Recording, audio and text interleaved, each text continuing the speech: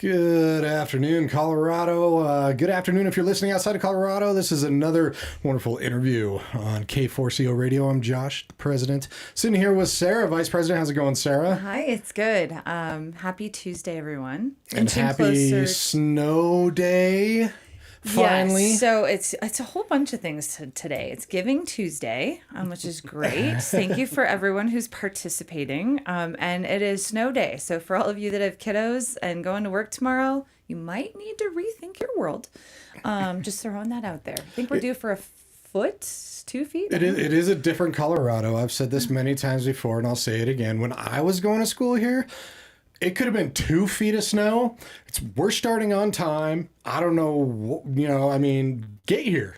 And now it's like, oh, there's an inch. We're going to delay it 2 hours. You know what? It's okay. I view it as I probably get to spend more time in my PJs, so I'm going to live it up. There you go. So there's always a You have an understanding boss.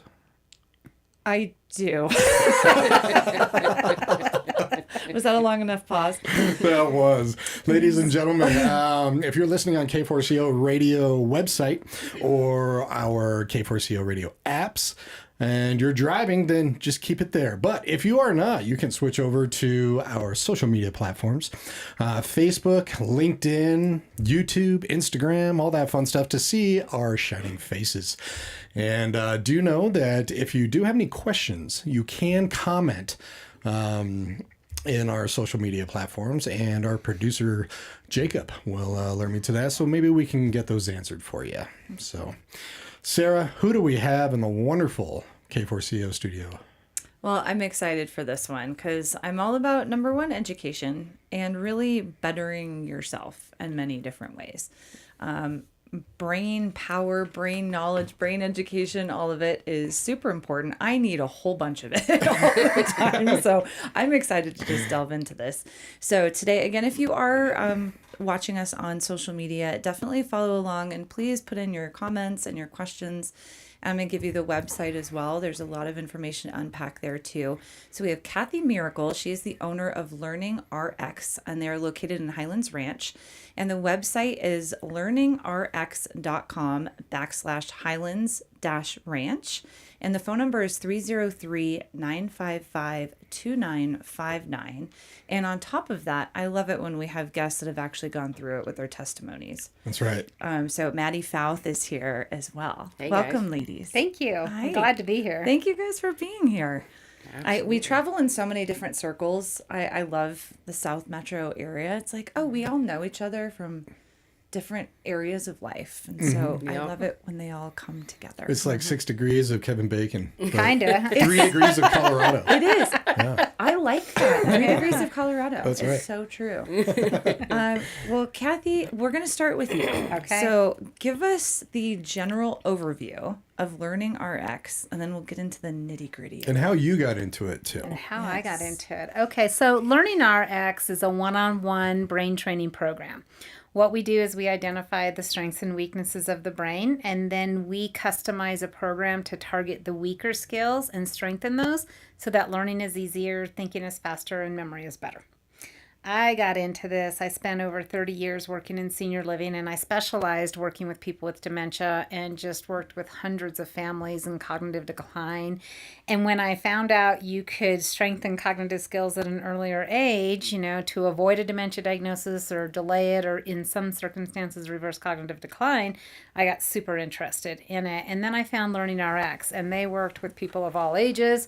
They didn't just work with dementia, they worked with brain injuries, autism, dyslexia, ADHD, learning disabilities, and was sort of a no-brainer to kind of jump in and start doing this. And it has produced so many positive results for people and changed so many lives.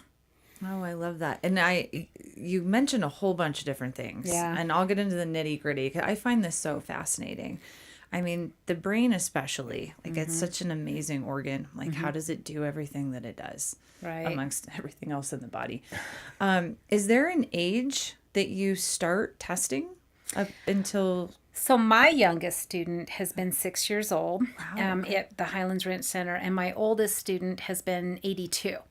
LearningRx is the number one-on-one brain training in the world. They're located in 45 countries, and their world headquarters are in Colorado Springs, but their youngest student as a company has been 3 years old, and their oldest one has been 103.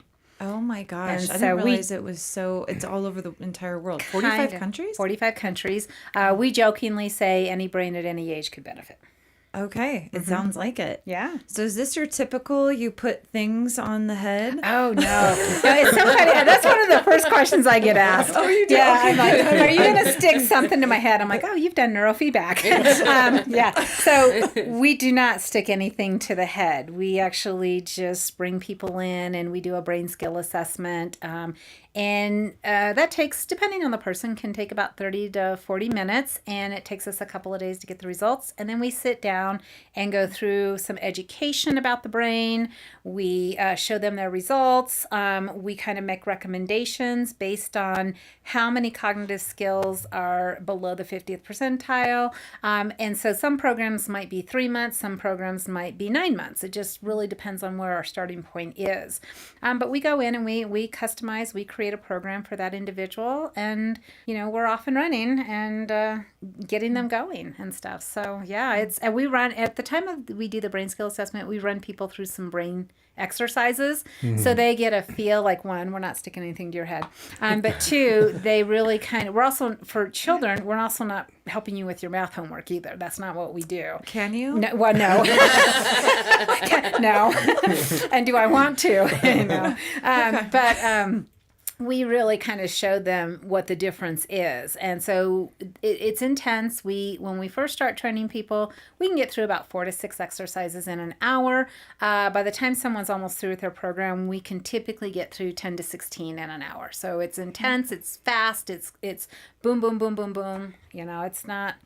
It's well, you can speak to it. Yeah, no, I know, Maddy. You went through the whole program, right? Yeah, I did. Yeah, absolutely. I really found Kathi, of course, through networking, and I had spent a while recognizing that I was struggling in areas.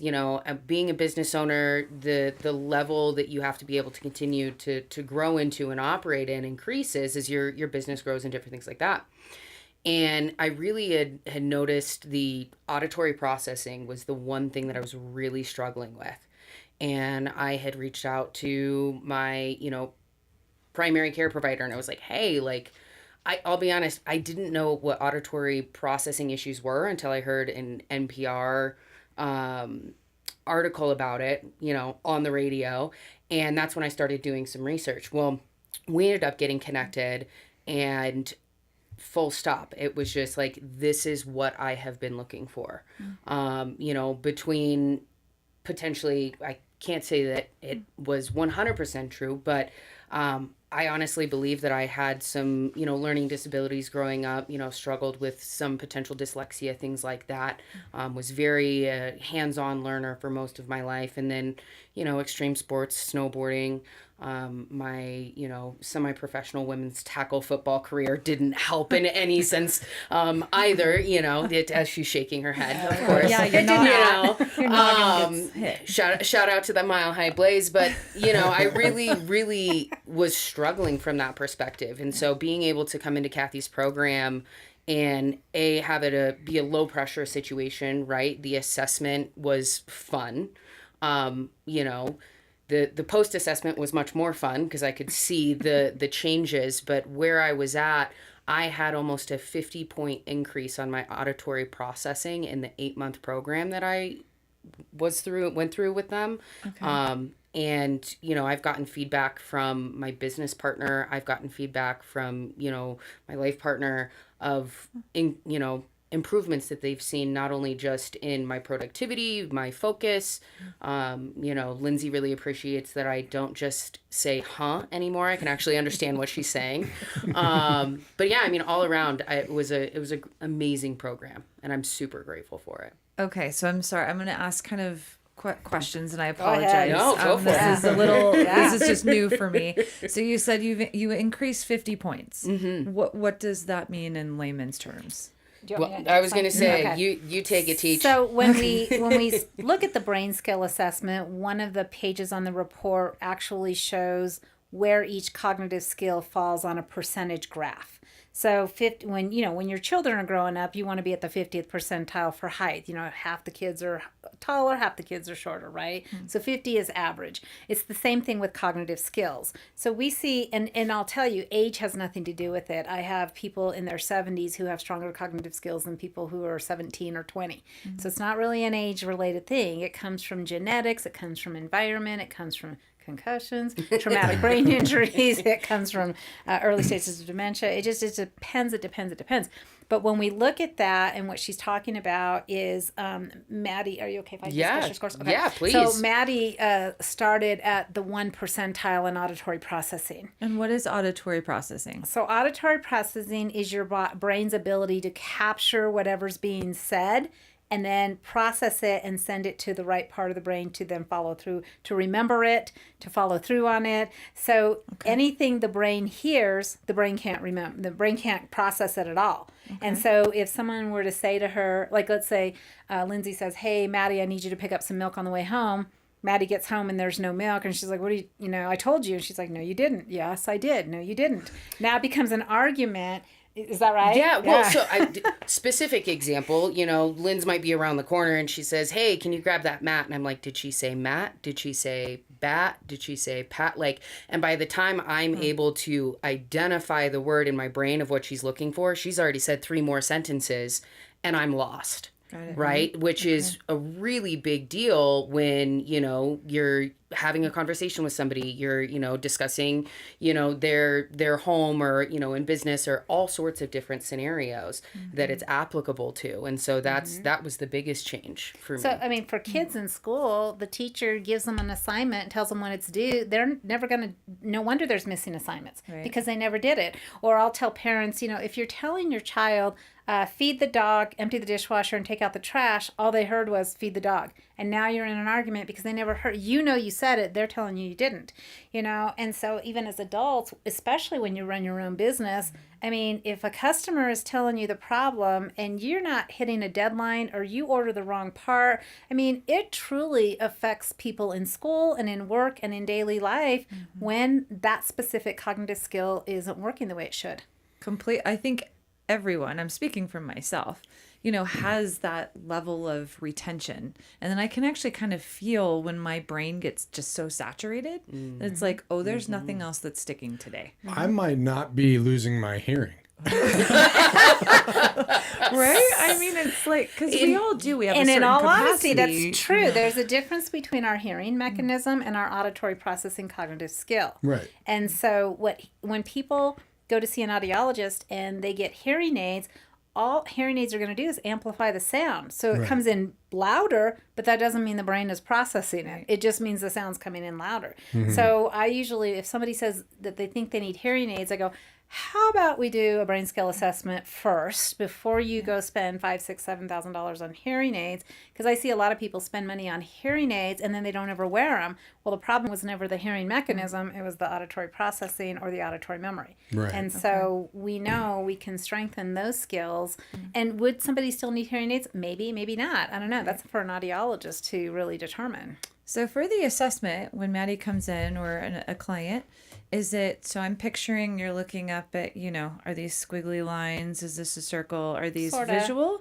Are these things that people are writing down? Both. Is it both? Yeah, Okay. so we have 6 different components to the brain skill assessment. Okay. Some of it's timed, so they have to do it quickly. We're looking at auditory processing, visual processing, auditory memory, visual memory, working memory, which is short-term memory. We're looking at attention, processing speed, logic, and reasoning. We're looking at all of those different cognitive skills to determine where is the challenge or where is somebody weak. I've had people who are very strong in attention or logic and reasoning, but they're very poor in auditory processing or auditory memory. That's me. Yeah, I mean, like being a lifetime athlete, right? Like I very much have leaned on those parts of my brain my entire life, which has found me in, the work that I do and so many different things. But I'm going to be really honest, I read one book in high school. One book. pretty much my entire I life. hope it was a good book. It was a great book. Awesome. What But- was it? Yeah. What was it? Let's test your I memory. think it was called The Awakening. It was like I think it was like my sophomore or junior year, but had zero interest in reading. Now I can't stop. I enjoy reading so much, and it's just something that I never had the attention span to be able to do. I wasn't able to focus. And so, yes, I was really strong in my processing speed and my visual processing, but all it really did was kind of level the playing field between all of the parts of your brain so that you're just a more functional human being on a day-to-day basis. So with this assessment and everything, I mean, you kind of develop a plan specific to that person in all different categories. Yes. So we, I'm trying to see how the best way to describe this. So we have at our fingertips, we know what exercises exercise what cognitive skills. So we don't do one exercise per one cognitive skill. It's usually this exercise will exercise these 7 cognitive skills at the same time. So we typically see the strong ones get stronger, but what we're targeting is the weaker ones. And so we develop a plan. So for one person, we're really focused on auditory processing, auditory memory, short-term memory, where for another person, we might be focused on attention, processing speed. So we know what exercises exercise these cognitive skills. So we know in your plan, we're going to focus on these 6 skills today. Okay, so now on your second session, now we're going to focus. So we start intermixing them and going back and forth so that we are making sure we're hitting those as best as we possibly can. Explain one of, and either of you can answer this, because I'm curious for Maddy specifically. Yeah. What were the one of the assessments or one of the skills that you practice? Is this something on a computer? Is it something you go out and do? Is it In the assessment or in the training? Because it's 2 different things. Yeah. Okay. The assessment's like the pre-test, right? Okay. And that was like kind of felt like rapid fire at first because I didn't know what I didn't know at that point, right? And so she would have me like, there'd be like letters and lines, and she's like, find all the P's and the D's, and I'm like, great. And then after she would tell me, like before that, she would tell me a sentence, and then she'd ask me a question of like, Johnny went to the farm and had a red flashlight. So then I do the little assessment and circle all the P's and the D's and, without a doubt, mess it up. And then at the end of it, she's like, well, what color was the flashlight? And at the first time taking this assessment, I was like, I couldn't tell you. I have no freaking idea, right? Yeah. But by the end of it, based on all of the other skills that I had attained through the program, I could better retain that information, because I had worked on my auditory processing and my working memory and my short-term memory, that it was like a light switch went off. It was insane. How long of a process? How long were you doing this until it really just light bulb hit?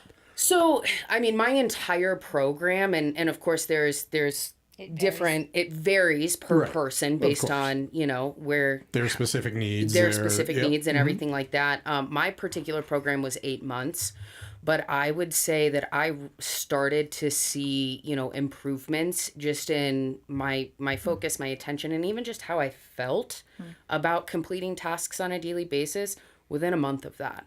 Wow. Yeah. Okay. That's pretty quick. We typically tell people within about the first 6 to 8 weeks, you're going to start noticing little changes, and you'll start seeing bigger changes as you go further in the program.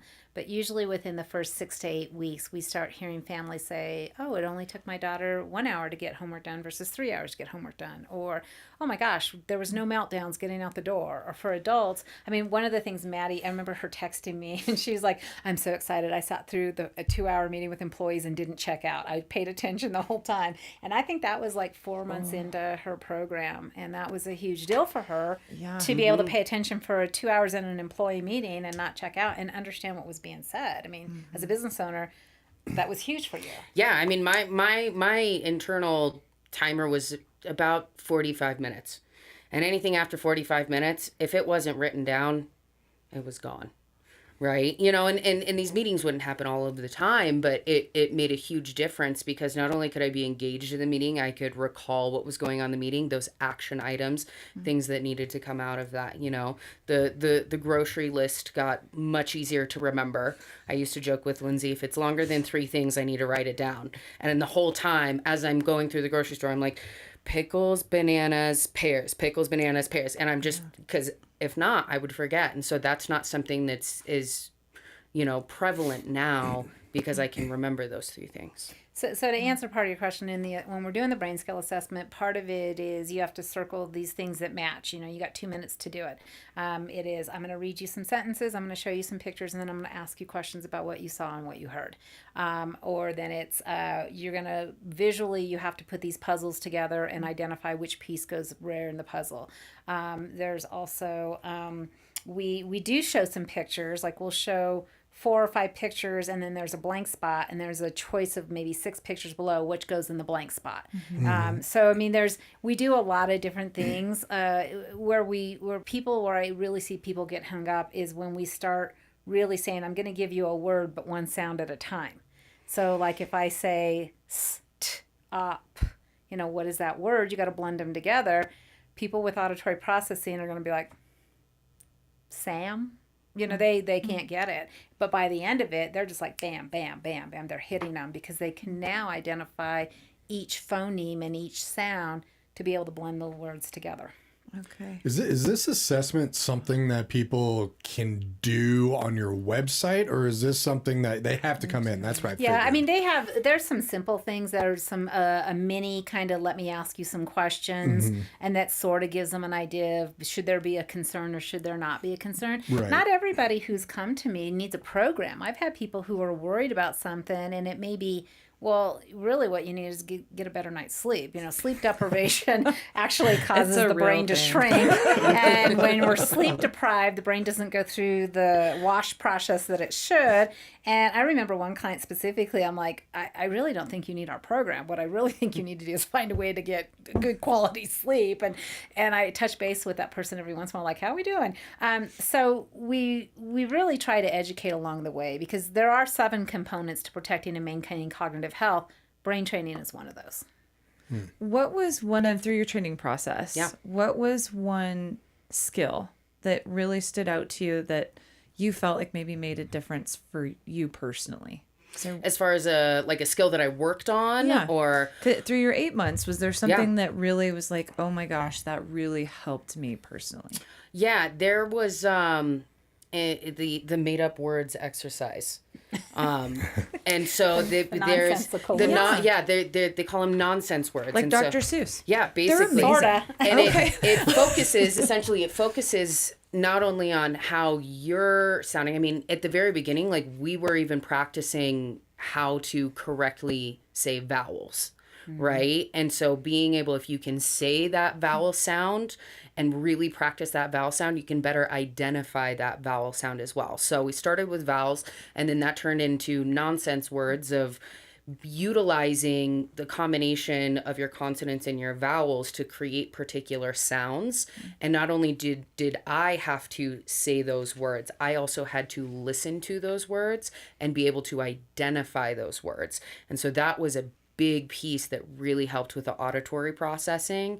So as I'm sitting there, and instead of, is it a mat? Is it a cat? Is it a bat? What am I supposed to be grabbing? I can already clearly identify that word, and then I'm not getting lost in the process. I love this. I do, because I have an almost 7-year-old, and the brain to me just is so fascinating at any age. But you look at a word, and we read Dr. Seuss because a lot are just made up and funny words, and it's just sounded out, and they rhyme, which is great.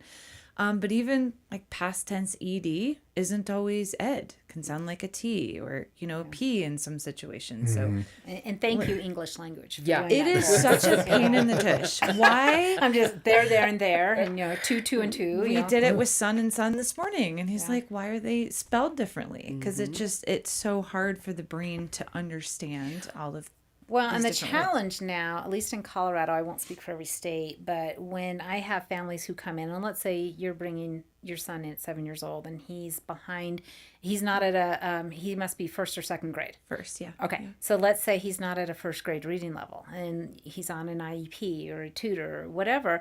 And my very first question to families are, how did they learn to read? Did they learn by sight words or did they learn by phonemes? Because our education system, not every school does this, but a lot of the education, they teach kids to read by sight words. So what they're doing is they're memorizing. They're memorizing the word the, they're memorizing it, and then they're streaming those together. The problem with that is that learning to read by sight words actually wires the brain incorrectly. Now, we can rewire the brain, but the average brain can memorize around 2,000 sight words. But give a kid a book that's 4,000, 5,000, 6,000 words long, like we get in high school and college, and they can't read it. So we learn to read up to third grade, and then beyond that, we're reading to learn. And then we start seeing people fall behind in their reading levels because they learn to read by sight words. So we go back and teach them the phonemes and learn how to blend those phonemes together.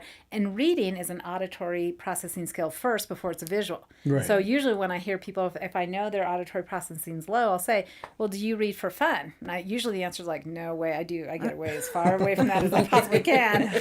And then as we're strengthening that skill, then I usually hear, oh, I can't get enough reading. I love to read. There was a reason I was really good at sports. Let's just say that. Yeah, except I'm with you. Well, okay, Well, it's amazing too. Maddy, you say a lot of it was probably sports, concussion type stuff, situations. And Kathi, she sent me an email a little while ago with all these different videos. I mean, there was a gentleman who was in a motorcycle crash and no helmet. There was stroke victims, stuff like that. And LearningRx was able to actually put the brain kind of back together. Sort of on that. I mean, it was amazing kind of the transformation on that. So it's not even just for regular learning. for sure. I mean, there's such a huge spectrum of everything. I mean, your brain really controls most of everything that's going on, right? But my question was to go back to the rudimentary, what you said. So if our kiddos are learning in the very beginning incorrectly, why is my first question. So why don't we adopt something like LearningRx to be in every school across the nation? Oh, I would love that. So would LearningRx, actually. I know. Are you like going to individuals? Is this going into hospitals and into rehab centers, into senior centers and into schools? So you start with the correct foundation. Right. Wouldn't that help in the long term? I would. So here's my personal answer. I mean, if LearningRx, if the corporate offices sit and listen to you, so they'd be like, oh yeah, sold. Let's get in every school out there. Because I came from senior living, I'd say let's get into senior living, right? If we had the opportunity to truly, when kids got into school, be able to say, let's just do a brain skill assessment first. Let's identify what do we need to focus on. Like, I use my daughter as an example. My daughter struggled. My youngest daughter struggled. We didn't know about LearningRx. We did so many. I paid for tutoring for 3 years. Maybe she got better on a test. Maybe she did better on a project. But she hated school. She had so many missing assignments. And I was the parent who's like, you're going to camp out on the couch with me all weekend. We're going to get you caught up, and okay, we're caught up. And 2 weeks later, we're back to 8 missing assignments again. And her auditory processing and her auditory memory and working memory were under the 10th percentile, but her visual processing and visual memory were in the 90th. So anything she saw, she remembered. Had I known that, I would have approached her education completely different. I would have talked to teachers about, okay, can we write down assignments for her? Like, can you hand her something? Or email it to me and I'll make sure she sees it in written format, because what you're telling her she doesn't get, and that she's fallen behind. Like, she had a teacher in school who said, I've said that 3 times, I'm not saying it again. Okay, well, now she doesn't want to ask another question in front of her schoolmates, right? Because she's embarrassed. And so I just think we do a lot of people a disadvantage when, if all you knew was the strength and weakness of the brain, you could approach just that piece, whether you did a LearningRx brain training program or not, just understanding that piece, you can approach education from a completely different perspective. It's amazing even thinking how many grades out there just because we haven't learned and trained our brain correctly. Well, and it's true. Again, I'm going to use my kiddo as an example. Every person has their own strengths and weaknesses across the board. And so, when you're all grouped together, all 17 or 300 of you, depending on what classroom or, school you're in. But to your point, if you know how someone learns, because we all learn extremely differently. Correct. If you're visual or you need to write it down. I'm like, if my whole education would have been on a movie, I would have had a 4.0. Would have remembered it, put Ferris Bueller in front of me, and I will remember every quote.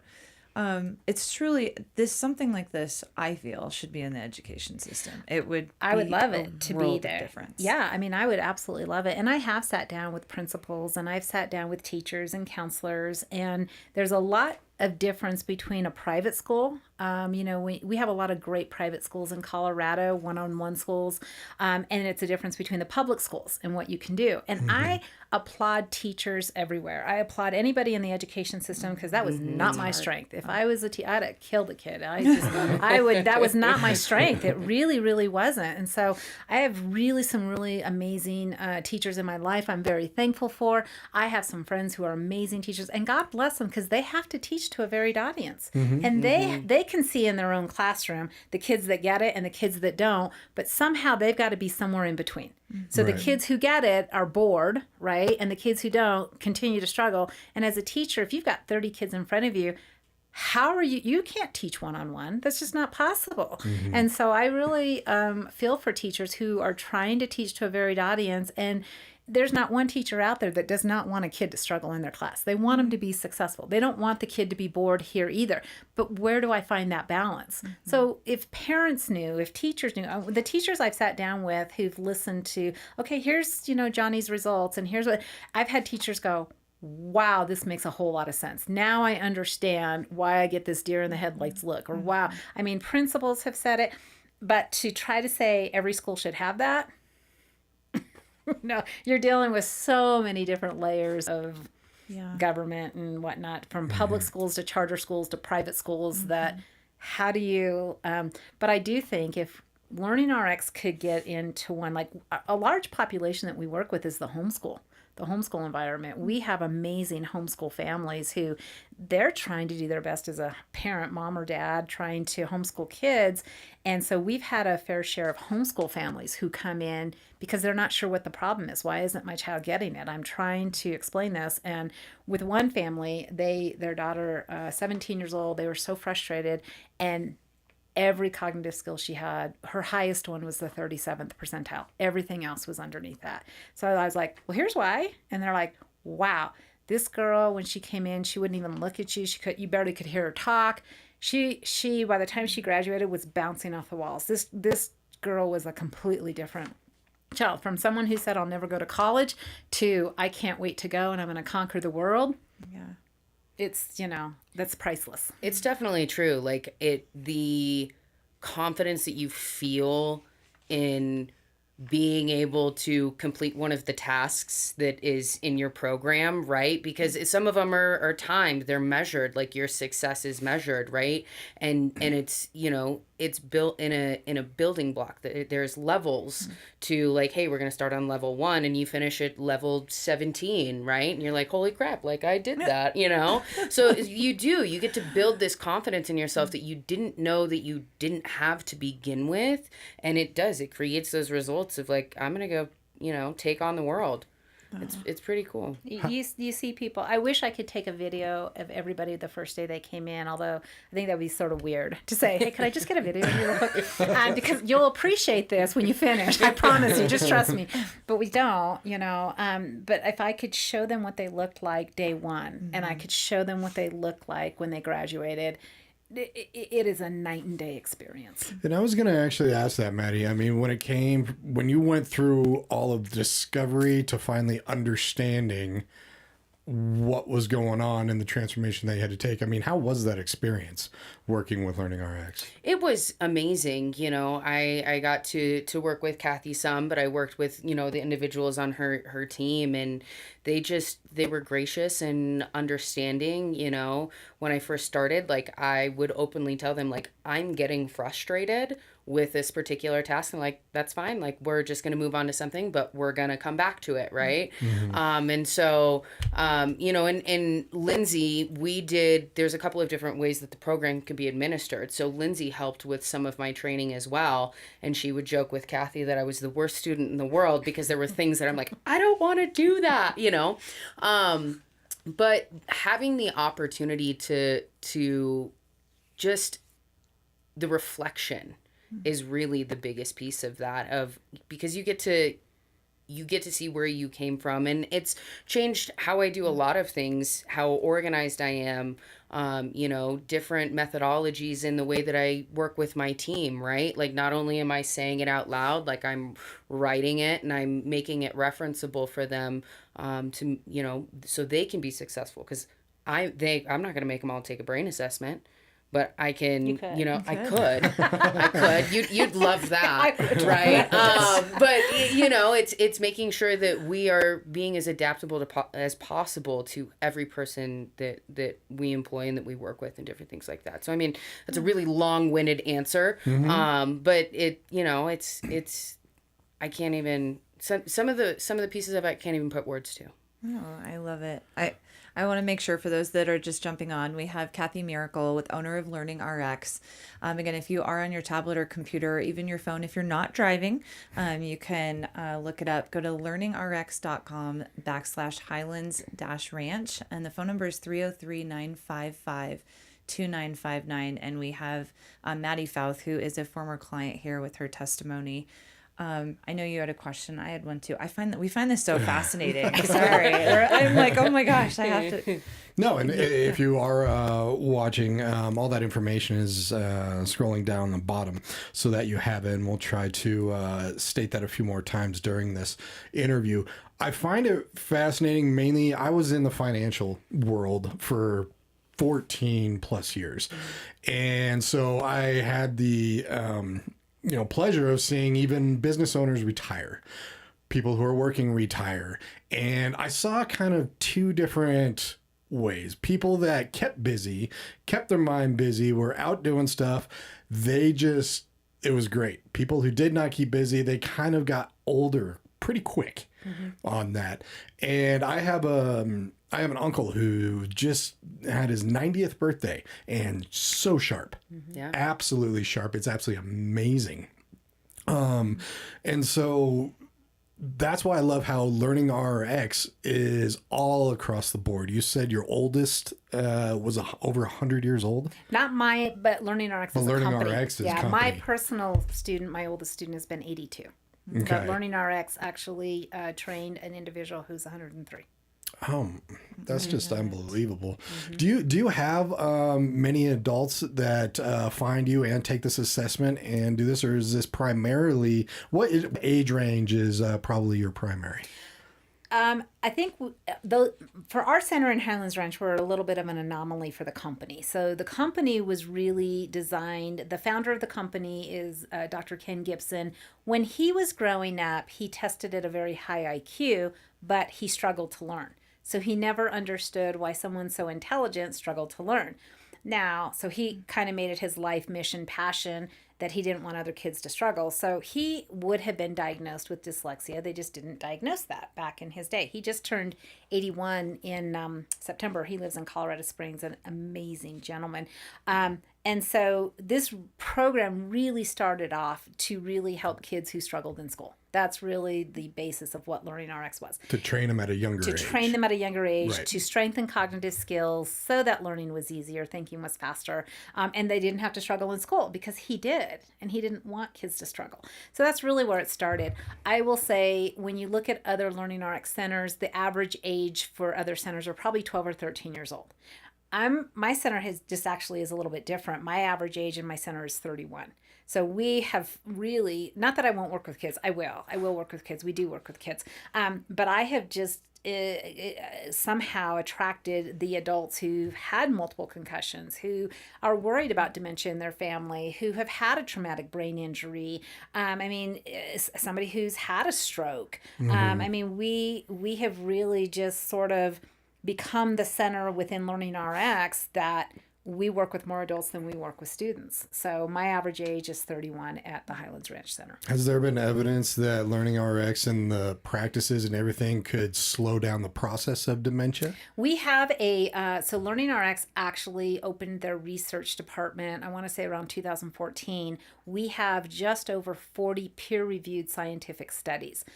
Mild cognitive decline is one of them.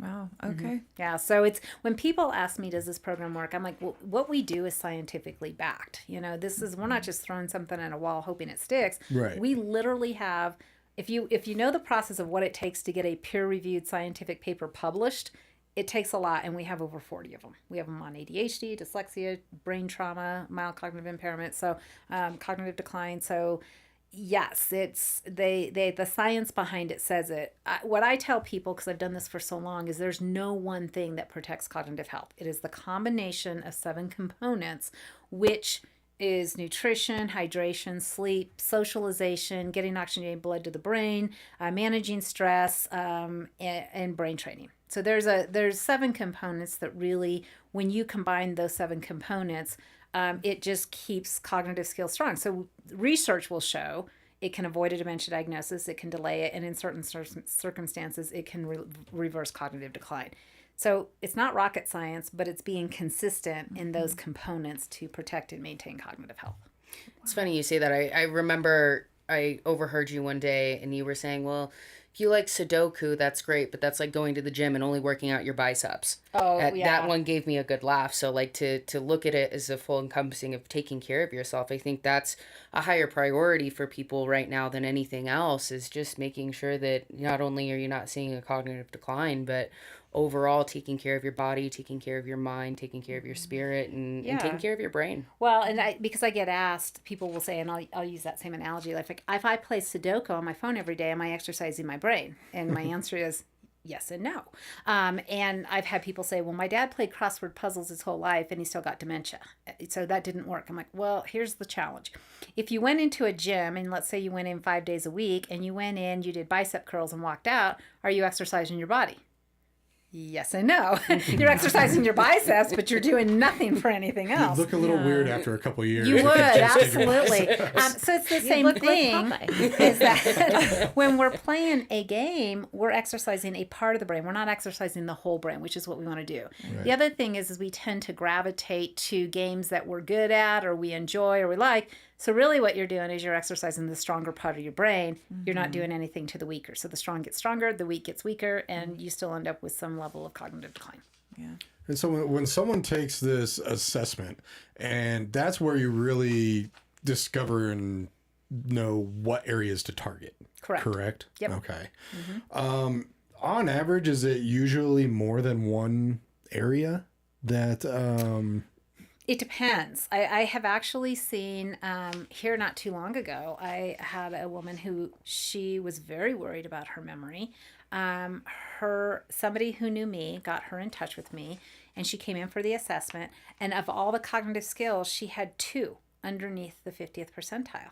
And I said, well, she was like, well, can I do anything about that? I go, you can. I go, we probably in about 10 weeks, we can have those both up above. But look how strong all these other ones are. And she kept focusing on these 2. And I go, but look at how strong these really are. Like your attention is strong. Your processing speed is strong, And she was so worried. She did not want dementia. She did not want to go down that road. It was very scary for her to feel like she couldn't remember things. And it just started panicking her. Mm-hmm. And so she'll probably come in and do a 10-week program. And we'll focus on those 2 skills and get them up over the 50th percentile. Mm-hmm. I've had people come in with 1 under the 50th percentile. And I'm like, I don't think let's talk about what's going on in your world. Mm-hmm. And we go through those 7 components. Like, talk to me about all these things first. Right. And what are you doing? And I've had like the 17-year-old, every cognitive skill was under the 37th. Her highest one was 37th percentile. Everything else was 1, 2, 5, 10. I'm like, well, here's why and she was 17. Here's why you're struggling. Mm-hmm. Yeah. So everybody is just like, I get to know people because I want to know, Or have you been in sports? Like, how many concussions have you had? Do you ride a motorcycle without a helmet? Are you slip and fall kind of person? Okay, how many strokes have you had? And when was your last one? I mean, we do a lot of deep diving to try to understand the reason behind why someone may be experiencing what they're experiencing. Yeah. Well, I know we've hit on education in the school system. So in my other life, I work with kiddos that have brain cancer. So I am curious if you have done anything like this with something like that, with someone who's suffered from Not specifically brain brain cancer. cancer. Okay. I do have a gentleman who went through our program. He, I don't remember the type of cancer he had, but he was super frustrated over what was going on with his brain. He was 72 when he contacted us, and he went through a program, and it was night and day for him. I mean, he talked to me very succinctly about what he had to do, and he still was working. And the things he had to be responsible for in his job, he's like, things are just falling through the cracks, and I can't afford for that to happen. And so he was somebody who, after cancer treatment, was super frustrated over how he felt. And he had very positive results from the program. And so every person is slightly different. Like, if somebody's had a traumatic brain injury, I really want them to be medically released before they come to us, because if the brain is still swelling or they're still having complications from the head injury, don't come see me. I really need you to be beyond that. And that's usually can be anywhere from 12 to 24 months before they're released, depending on the severity or where the brain train has happened. Same thing with stroke. How long ago was the stroke, and what part of the brain, and how big was it, and what is the problems? Because maybe I can step in sooner, or maybe it's like we need to wait for the brain to settle down first before we go in and do anything. No, that's a very good point. Yeah, I didn't pick up on that. You definitely like feel it. Like, I remember, you asked how long it was taking for me to, see results or experience results. I remember the first 2 or 3 sessions, like, I would just come out of there and I was ready to take a nap. So, like, you're doing real work, and you're building up the own stamina in your brain to be able to, rebuild pathways and make sure that you're, doing what you need to do. And so it definitely, it's a workout for your mind, for sure. Yeah. I'm curious after that. I mean, you've mentioned frustration and struggling a lot, which no one likes frustration and struggling on that. But I'm curious if there's, I mean, there has to be a correlation, and maybe you can speak on this, between a lack of stress and a lack of depression and actually feeling better after getting your brain working better. Yeah, absolutely. Right. One of the things that they talk about when they look at the NFL and individuals that struggle with the things like CTE and traumatic brain injuries, like, mood changes and different, cognitive changes are relevant there. And that was definitely something that I experienced as well. Like, my overall mood had improved. I think it's a little column A, column B for me, feeling empowered by the things I was actually getting done, and like feeling that productivity, seeing those things being crossed off the list, as well as the impact of being able to have the, the natural side of that of my brain, doing some of the work in rebuilding, those skills, or building skills that I never had, right? What I struggled with in school, right? Versus me knocking my noggin too many times. It's probably a little bit of both, but the outcome of the program had a huge impact on that as well. Well, and I'll also say, because I think a lot of times people think that this is only for kids who struggle in school, or people who've had head injuries. And we've had kids go through this program because they want a higher SAT or ACT, score to get into a better college, or they want a better scholarship, And so it's not just people who struggle. I will also say, from an athletic standpoint, you get better performance on the field. When we were starting to look at LearningRx, I remember a family who talked about their son who was 12 years old. And if you ask mom and dad how LearningRx helped him, he went from D's and F's to A's and B's. He became a better student.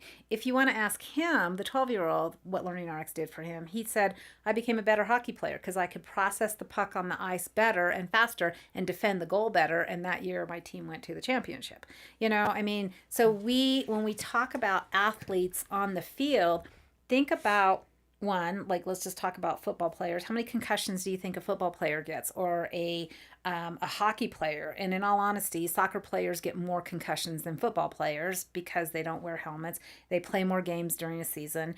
But even baseball players, my youngest son is a catcher. The ability that you have to watch, a player is running from first to still second, and you have to be able to catch that ball, pop up, and get that down there. I mean, when we talk about what happens on performance on the field, there is huge advantages to the brain working the way it should be to have different performance on the field. Mm-hmm. Are you also running labs while you're doing this? Are you checking like on a medical world? No. Okay.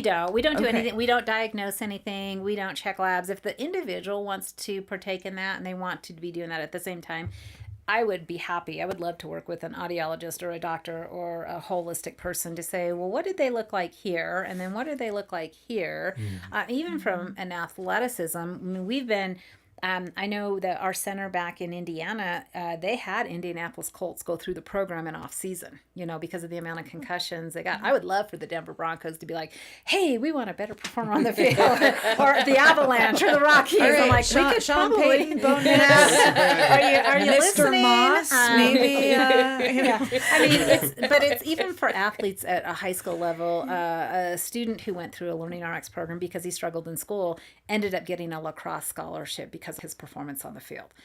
So we know that it's not just about the classroom, it's not just about work performance, but for people who are serious athletes, it can change their performance on the field too. For sure. I had one other question that I've been thinking about. It sounds like, of course, you work with individuals one-on-one. That sounds like that's definitely your primary.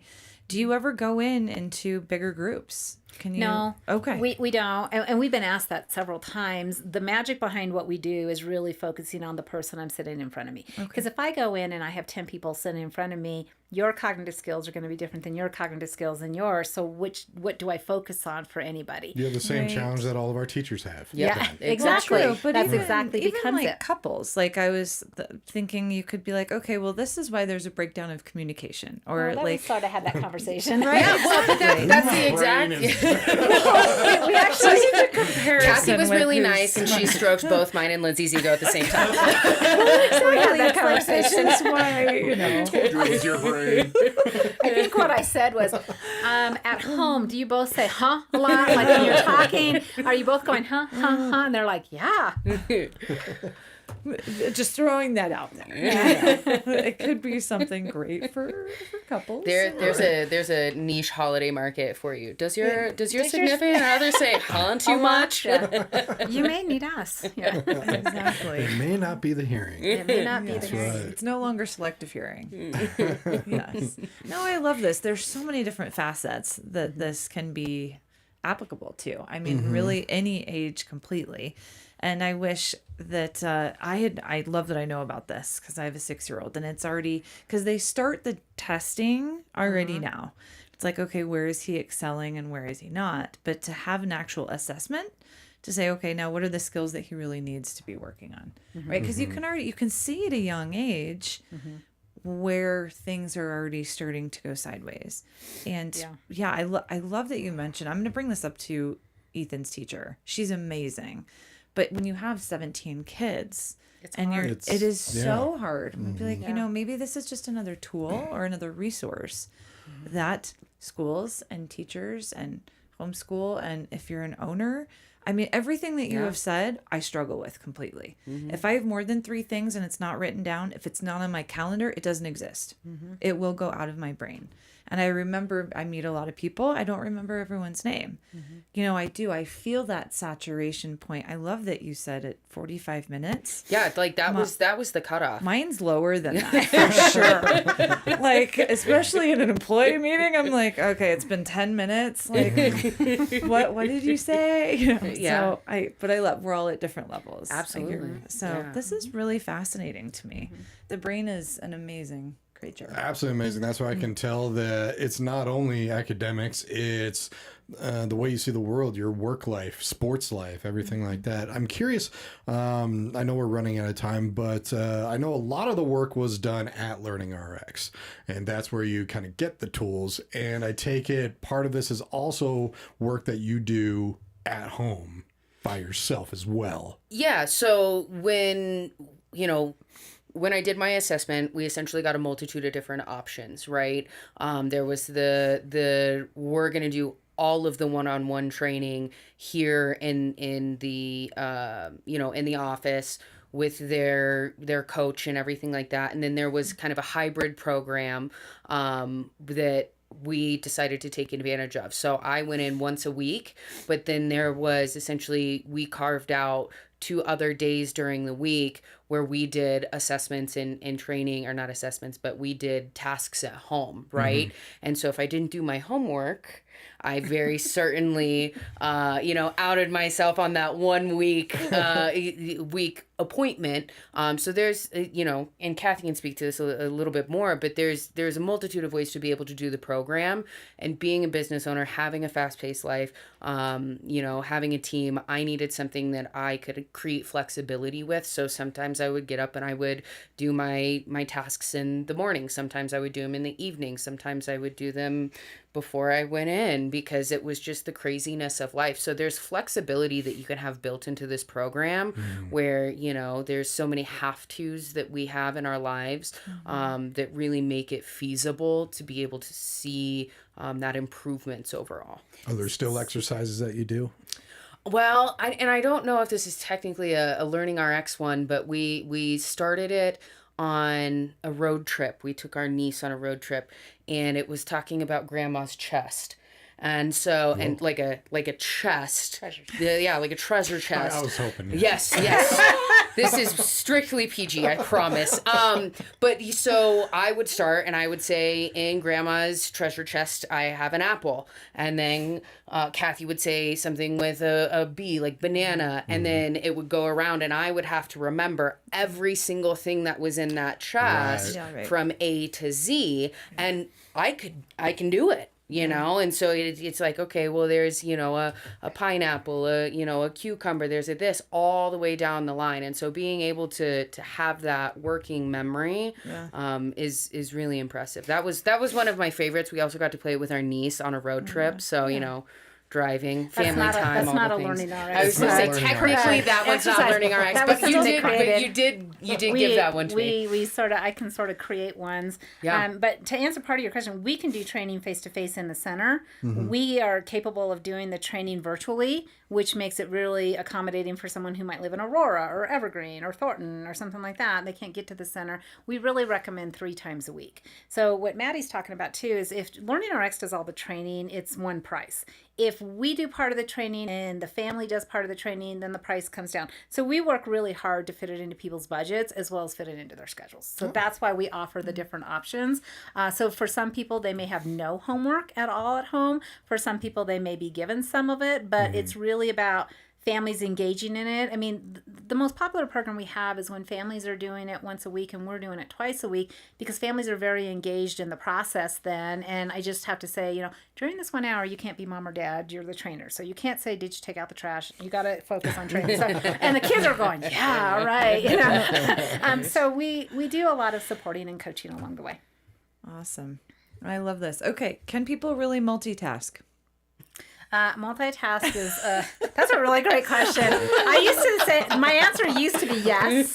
My answer used to be yes. I'm actually going to sort of out Maddy here just a little minute. Because, because I think once I say it, she'll know exactly what I'm saying, is when we multitask, we actually slow ourselves down. And in her final assessment, I did both of her beginning and her final assessment. In one part of her assessment, she literally talked all the way through it. And I was thinking, oh, please be quiet. Please. That tracks. It actually showed in her final results. I was like, when we were going over it, I go, okay, this is the one you talked all the way through. So what we find out, though, is when people multitask, they're not as productive. It actually slows them down, and they think they're more productive, but if you really dug down into it, they're really not. So people can multitask, but the reality is it probably slows them down. I appreciate that. One thing at a time. One thing at a time. Well, Right. yes, I love to multitask, and it's terrible. Yeah, It's so hard to try and I think find some of the so world split. that we're in, though, at this point, like, everybody's multitasking everywhere. Yeah. You're driving, you're, adjusting the radio, you're on your phone and you're looking at it. Like, it's so much of what the world is now. And so having, the mental fortitude to really focus on one thing, I feel like you need to add another column to your your assessment. It's a skill for sure. Yeah, but I like it. So I like right now, like you guys are getting 100% of my attention. Yeah. If I had a movie going and I was trying to cook something, I would be kind of in and out, right? Like it's not that full attention. And so the quality, I think, goes down when you're trying to do maybe bigger projects or really try and focus and pay attention in multiple ways. To your point, yes, we multitask all the time. Yeah. But I think for the bigger projects, Right. I was like, oh, I'm multitasking. And I'm like, you know what? I kind of half-assed it, if I'm being totally honest. Yeah, you're not really as efficient or as effective or the quality, because from an efficiency standpoint, a lot of times if you're multitasking, you start something, you go over here. When you come back to this, you don't necessarily pick up where you left off. You kind of go back and go, oh, yeah, and then like pick up, right? Yeah. So it's really not efficient. It really isn't. And the quality of what you produce probably isn't as unless if you focused on one thing the whole time, you'd get a lot more done than if you think you're multitasking. You don't. Well, I think at that point you're compromising time or you're compromising quality, right? Like if you were to go back right to where you were and be exactly where you were, you would have to review everything that you've done previously, and then you're compromising time at that point. So, you get to opt in or opt out of which one's more important to you, I guess. Man, this is beneficial for everyone on planet Earth. Like, truly, I'm going through my brain. I'm like, who would this not help? And it would help everyone from the moment, maybe not a 6-month-old, but once you can start. Well, Kathy, talking. as you said, it's not necessarily for people who are declining in certain areas. It's people for just want to strengthen. I mean, just passing SATs and I immediately like thought that. of your nieces. I went through Princeton Review. Had I known about LearningRx, because it focuses on because for me it was, again, learning the information the same way that it was delivered to me on the SAT. Which I wasn't understanding. So if I had this way, it was like, okay, I know I'm a visual learner. But it took me, and no one told me that. I had to figure it out as I'm going along. I'm like, oh, well, that's why I struggled. I'm like you. I don't want to go read because it doesn't stick in my brain. A movie, great. I can remember all of it. Because it's visual. Because it's visual. I grew up watching movies. That was like my favorite thing to do. I'm still a huge movie buff. It's what I like to do. So I'm either watching a movie, and now like I cut into some of my movie time with some enjoyment reading, but I'm the same exact way. It's so interesting. No, it's just good, I think, especially early on too, to know how you learn. And at any point, I'm like you. I've had a few concussions, and they ding up, and I know there's some residual stuff going on in that part of my world. So I do. I love that you're so invested in people. And Maddy, thank you for coming in and giving your testimony. Yeah, absolutely. I appreciate the opportunity, and I'm just, super grateful of all the help you've been able to provide. I really, really can't put a price on it. Well, that's awesome. That is awesome. Ladies and gentlemen, LearningRx and Highlands Ranch, check them out. www.learningrx.com/Highlands-Ranch. You can call them at 303-955-2959. And if you just kind of caught the end of this interview, do know that it is going to be on the K4CO radio social media platforms for the next month. So check it out. If there's somebody that you think of while watching it, forward it on. Just absolutely wonderful. I love what you're doing. Thank you. And thank you very much for coming in. Appreciate it. Oh, do you give gift cards? We Ooh, that's a do good give question. gift cards. There we In fact, go. I've had Christmas and people holiday buy season. gift Yeah. cards. I always laugh and say, "How are you going to present this? I bought you a gift card to get your brain checked out." So I bought my sorta- dad and business partner a gift card Yeah. for assessment, and he was like, "What are you trying to say?" And I'm like, Yeah, "Well, my brain's fixed. We need to take a look at here." No, I'm just kidding. so if you're going to buy a gift card, make sure you present it so you don't offend somebody. There's a little bit of pre-work that goes into There's that a little one. bit of pre-work There that you goes go. into For that sure. gift card. There you go. I think it's amazing. It's just it's a way to strengthen your brain. Exactly. I mean, that's it. It's like a gym membership. Yeah. It's not like, hey, you getting a little, but it's like, hey, go work out your body, go work out your brain. Exactly. Thank you very much for tuning in. And yeah, definitely rewatch it. Check it out. It's going to be for another month on our social media platforms. Coming up at 7 o'clock, we have less than a half hour, one solid hour of only Colorado musicians in the K4CO radio rotation. The rest of the time, it's 1/3 of our rotation. And then, of course, an all new episode of Kind of Vague Radio tonight with your hosts, Andrew Talent and Rob Dixon.